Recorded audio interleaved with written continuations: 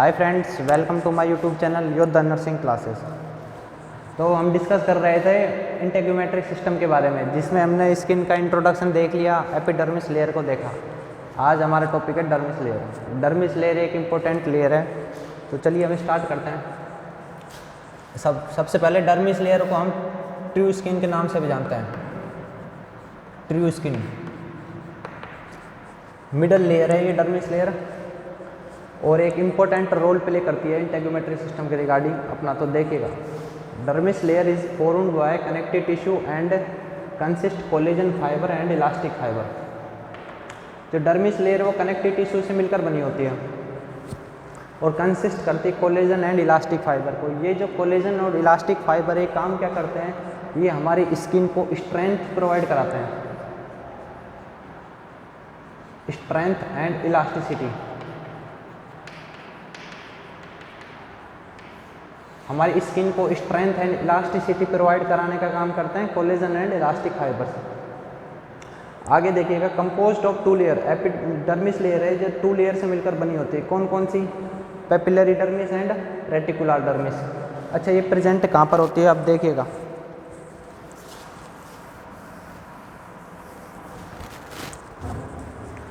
देखिएगा, ये dermis layer है। ये डर्मिस लेयर का जो ऊपर वाला पोर्शन है और ये नीचे वाला पोर्शन, जो ऊपर वाला पोर्शन है ये कहलाएगा पेपिलरी डर्मिस,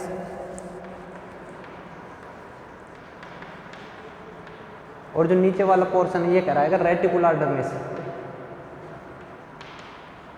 रेटिकुलर डर्मिस। जो पेपिलरी डर्मिस है ये जस्ट बिलो होती है किसके? एपिडर्मिस। इसके ऊपर कौन मिलेगी? Epidermis layer.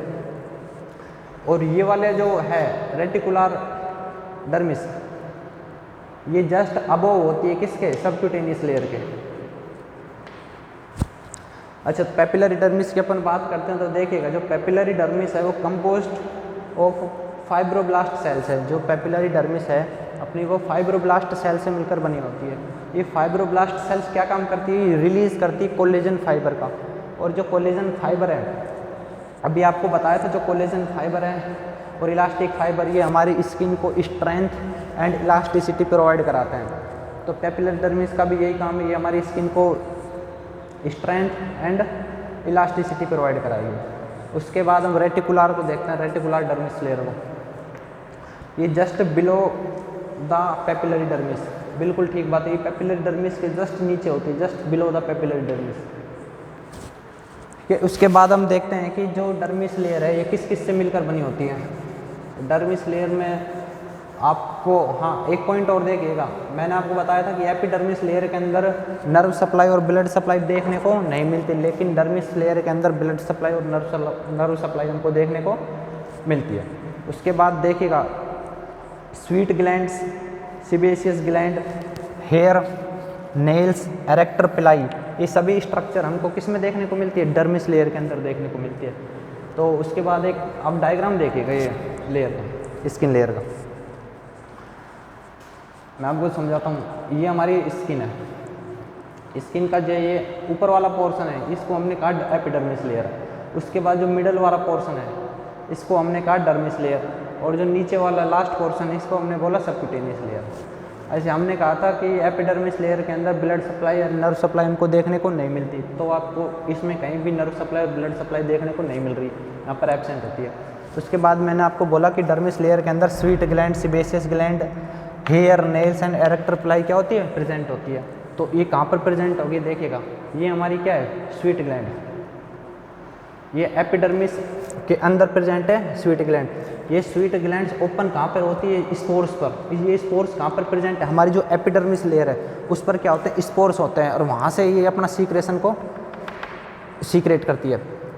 उसके बाद मैं आपको बताया इसमें क्या होती है, देखना, ब्लड वेसल्स प्रेजेंट होगी। आप डर्मिस लेयर के अंदर क्या है? ब्लड वेसल्स प्रेजेंट है, और ये नर्व वेसल्स, नर्व एंडिंग आपको डर्मिस लेयर के अंदर देखने को मिलती है। उसके बाद मैं बात करूँ सिबेशियस ग्लैंड की। देखिए, ये सिबेशियस ग्लैंड डर्मिस लेयर के अंदर क्या होती है? प्रेजेंट होती है। और ये इनका जो सीक्रेशन होता है वो कहाँ पर सीक्रेट करती है? Hair follicles. ये हेयर फॉलिकल्स में अपने सीक्रेशन को सीक्रेट करती है। और मैं स्वीट ग्लैंड की अगर बात करूँ तो sweet gland all over body पर अपने सीक्रेशन को सीक्रेट आउट करती है। और ये हेयर फॉलिकल्स के यहाँ से होते हुए सीक्रेशन कहाँ पे हमारी एपिडर्मिस लेयर में आपको देखने को मिलेंगे। ये हमारा हेयर है, जो हेयर का विजिबल पार्ट है उसको हम बोलते हैं शाफ्ट। शाफ्ट ये आपको अभी हेयर पढ़ाएंगे जब उसमें बताएंगे हेयर का जो विजिबल पार्ट है उसको क्या कहते हैं, जो डर्मिस लेयर के अंदर जो पार्ट है उसको क्या बोलेंगे। तो मैं आपको बता दिया स्वीट ग्लैंड प्रेजेंट है, सेबेशियस ग्लैंड, और ये हेयर फॉलिकल्स हो गए। और यहाँ पर आपको ना तो ब्लड वेसल्स देखने को मिलेगी ना नर्व एंडिंग देखने को मिलेगी। उसके बाद मैं बात करता हूँ स्वीट ग्लैंड्स की।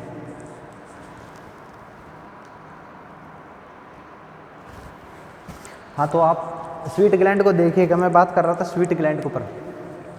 जो ये स्वीट ग्लैंड है ये present all over the body, ये हमारी ऑल ओवर बॉडी पर क्या होती है, स्वीट ग्लैंड प्रेजेंट होती है। और mostly palm of hand and sole of feet, ज़्यादा ये कहाँ पर देखने को मिलती है, जो हमारी हाथ का हथेली वाला एरिया है और जो हमारे पैरों में हील वाला एडी वाला एरिया है वहाँ पर ये ज़्यादा देखने को मिलती है। कई बार आपने नोटिस किया होगा कि आप कोई काम करते रहते हैं, आप बैठे रहते हैं, तो आपने जैसे मुट्ठी बंद कर रखी है तो थोड़ी देर में आप ओपन करके देखते हो कि वहाँ पर पसीने ज़्यादा आ जाते हैं। तो उसका कारण क्या है, यहाँ पर जो स्वीट ग्लैंड है ये हमारे palm of hand and sole of feet पर क्या होती है, ज़्यादा प्रेजेंट होती है। और ये एपिथेलियल सेल से क्या होती है, मिलकर बनी होती है। अगर सेल की मैं बात करूँ तो कौन सी सेल आएगी, एपिथेलियल सेल से मिलकर बनी होती है कौन, स्वीट ग्लैंड। उसके बाद ये दो तरीके की होती है, eccrine sweet gland and apocrine. Eccrine sweet gland का क्या काम है और एपोक्राइन स्वीट ग्लैंड का क्या काम है, तो देखिएगा जो एक्राइन स्वीट ग्लैंड है ये क्लियर वोटरी फ्लूइड का क्या करती है, सीक्रेशन करती है। क्लियर वोटरी फ्लूइड का सीक्रेशन कौन करती है, एक्राइन। और जो ये हेल्पफुल होता है किसमें, रेगुलेटिंग बॉडी टेम्परेचर, ये हमारे बॉडी टेम्परेचर को रेगुलेट करने में इंपॉर्टेंट रोल प्ले करती है कौन, एक्राइन स्वीट ग्लैंड। अच्छा, इसके एपोक्राइन स्वीट ग्लैंड को मैं देखूं तो ये थिकी एंड मिल्की सीक्रेशन को सीक्रेट आउट करती है। थिकी एंड मिल्की कलर का आपको कहीं ना कहीं देखने को मिलेगा, वाइटिश सीक्रेशन और थिक थोड़ा गाढ़ा सीक्रेशन इसका देखने को मिलता है। ओपन इनटू हेयर फॉलिकल्स, ये हमारी हेयर फॉलिकल्स होती है जो आपको बताया था, ये देखिए हेयर फॉलिकल्स एरिया है। यहाँ पर आपको ये क्या करती है, एपोक्राइन अपने सीक्रेशन को क्या करती है, सीक्रेट आउट करती है। उसके बाद देखिएगा एक्टिव एट प्यूबर्टी, जो एपोक्राइन ग्लैंड है वो प्यूबर्टी आने पर क्या होती है, एक्टिव होती है। अरे कौन कौन सी कंडीशन में ज़्यादा एक्टिव देखने को मिलेगी हमको, ये इमोशनल स्ट्रेस के अंदर, सेक्सुअल अराउजल कंडीशन में, या फिर किसी को ज़्यादा स्ट्रेस हो रहा है उस कंडीशन में एपोक्राइन ग्लैंड इसका सीक्रेशन हमको ज़्यादा देखने को मिलता है। हमने एक्राइन स्वीट ग्लैंड देखी और एपोक्राइन स्वीट ग्लैंड देखी। जो एक्राइन स्वीट ग्लैंड थी क्लियरी वोटरी फ्लूइड का क्या करती है, सीक्रेशन करती है, जो क्या काम करता है, जो रेगुलेटिंग बॉडी टेम्परेचर को क्या करता है, रेगुलेट करने का काम करता है। उसके बाद एपोक्राइन स्वीट ग्लैंड को हमने देखा ये थिकी एंड मिल्की सीक्रेशन को सीक्रेट आउट करती है। ये हेयर फॉलिकल्स के पास क्या करती है, ये अपनी सीक्रेशन को सीक्रेट आउट करती है। और प्यूबर्टी पर क्या होती है, एक्टिव होती है। और ज़्यादा एक्टिव ही हमको इमोशनल स्ट्रेस के अंदर, सेक्सुअल अराउजल कंडीशन में ये हमको देखने को मिलती है। इसके बाद हम बात करेंगे सेबेशियस ग्लैंड की। तो आज के लिए इतना ही, थैंक यू।